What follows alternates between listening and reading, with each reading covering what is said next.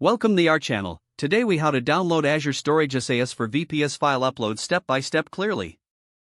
To begin, ensure you have an active Azure account. Log into the Azure portal. Navigate to the Storage Accounts section from the left sidebar.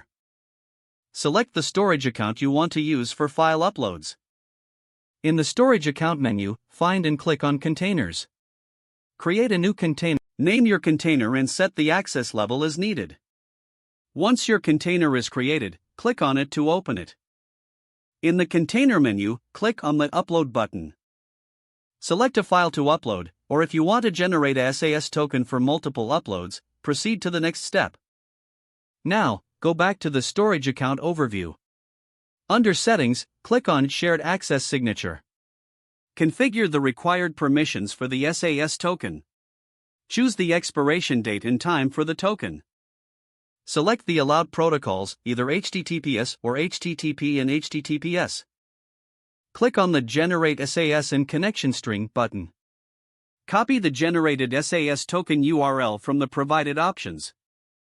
Return to your container and test the uploaded file by accessing its URL. To use the SAS token for your VPS file upload, use your preferred method or script to upload files using the SAS URL. Monitor the upload process for any errors or issues. Once the file upload is complete, verify it by checking the container in the Azure portal. If the page does not load, refresh the browser or try again in a private or incognito window. Make sure you are using the correct email address, then retype it carefully to avoid small typos.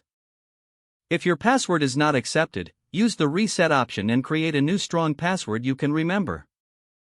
Check your spam folder for verification or security emails, then complete any requested confirmation steps. Enable two-factor authentication if available to improve account security and reduce unauthorized access risk. After signing in, review your profile details so your contact information and settings are accurate and current. If you see an error message, note it down and try again after restarting your device and internet connection. Log out when you finish, especially on shared devices, to keep your account and payment information secure. Don't forget to like this video and subscribe to our channel for more step-by-step tech guides.